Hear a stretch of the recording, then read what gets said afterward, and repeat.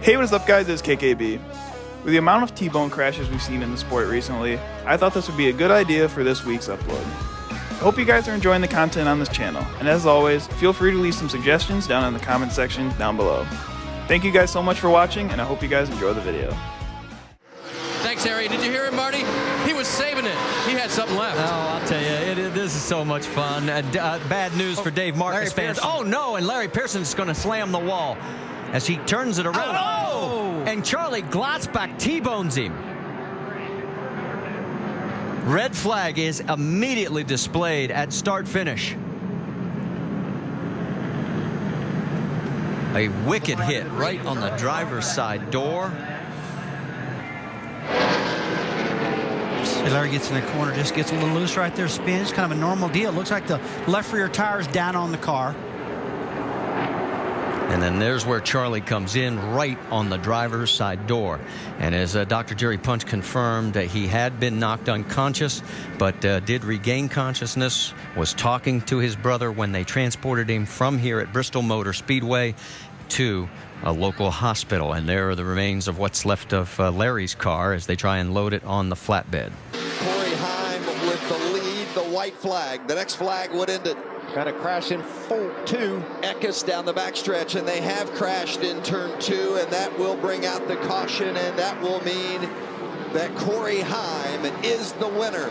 The restart deemed good by NASCAR. Christian Eckes has been right there 3 races in a row, and still and he had it before this, before that yellow. Here's the final yellow.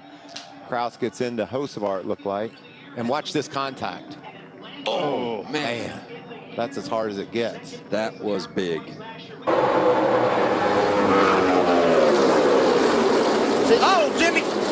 Trouble! Kenseth in the wall, Biffle in the wall. Kenseth spins into the pack.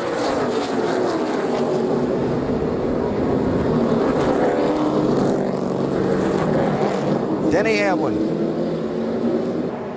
This had to be a really fun ride for Denny Hamlin. Watch it. Roll the middle here, inside. You don't even have time to react and get any brake to slow down there. Good to see Denny okay inside the car. More than half. Oh, there it is, Chastain. Push comes to shove, and Gregson's in the wall. Larson's around, and Larson up the racetrack in traffic, and he collects Priest. Hard hit. Good grief. Saw that. He got to pushing him hard. Chastain was pushing Noah very hard, but wasn't patient. Was ready to go right off the bat. Turns him around right into the fence, right in front of everybody. Didn't even get a chance to really make much of it. Well, just had a little too much movement when he got pushed, and it unfortunately got him to the outside and opened that door. That is a huge hit. All right, this is Ryan Priest. Oh, he actually throttled up. Tried to get there. Tried to get through it before the 5 got up. It all depended upon that group of cars working together and not making mistakes, as we see some cars making their way to pit road now. Oh, there you go. There's a big group, and there's a problem. Jimmy McMurray gets hit. Earnhardt gets into him. McMurray's going to get hit again. We see that so many times at Talladega. Everybody trying to get on pit road at the same time, and they just make contact. Jamie McMurray with big contact. So here we go. We see Jamie McMurray trying to slow down.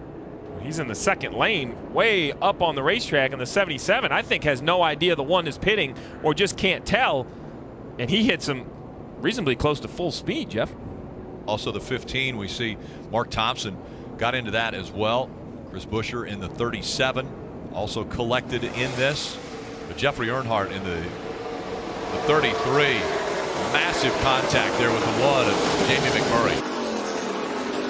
Multiple cars involved in this caution. The 6th one of the night, and 13th in position or points for the playoffs. Sheldon Creed involved.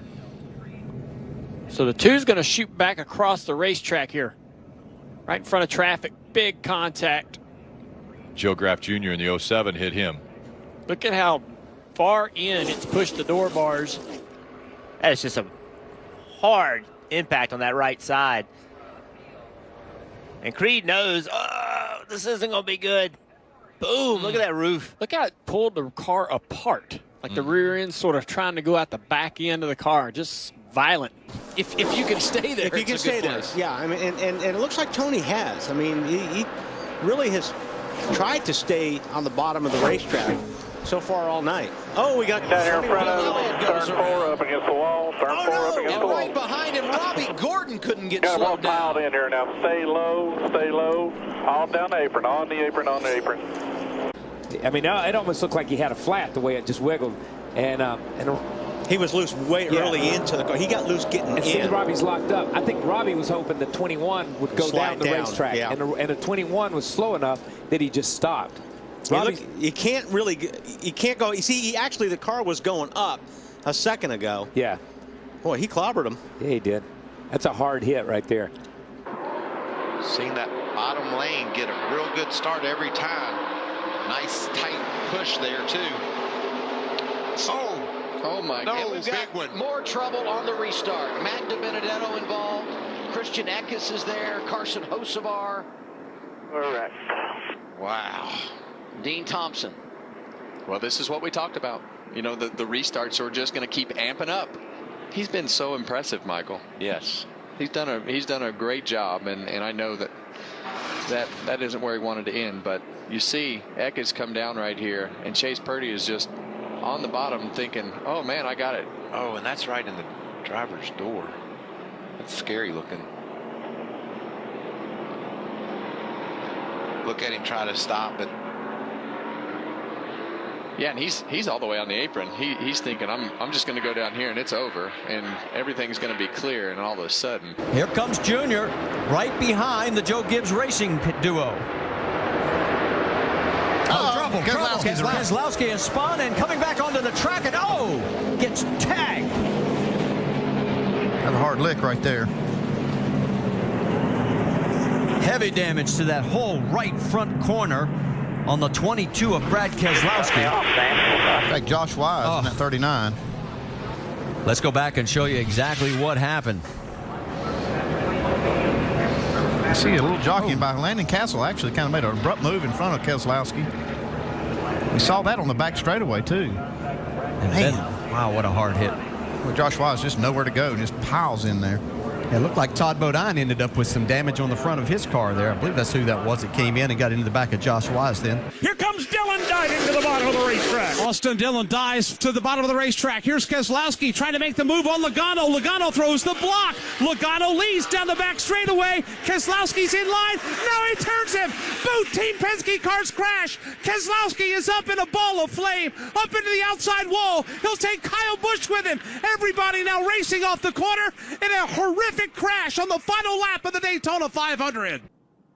And we are now getting word from NASCAR. The winner of the 63rd running of the Daytona 500 is indeed Michael McDowell. They can go ahead and celebrate now. It will be a victory by mere inches. McDowell wins the Daytona 500. You will hear from him coming up. Don't go anywhere. You want to hear emotion?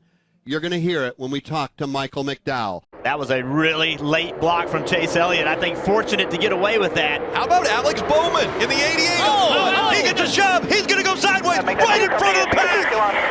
The 48 caught up, and the 9 is caught up. The caution has come out. He got a big shove right into the front of the pack. The 42 of Kyle Larson, he is there. The 11 is caught up. Yeah, you have to be aggressive and block, but you also have to realize, I guess, when the run is so massive behind you, you're just not going to win. How much damage Chase Elliott get right here? Car goes around. Not sure he ever hit anything.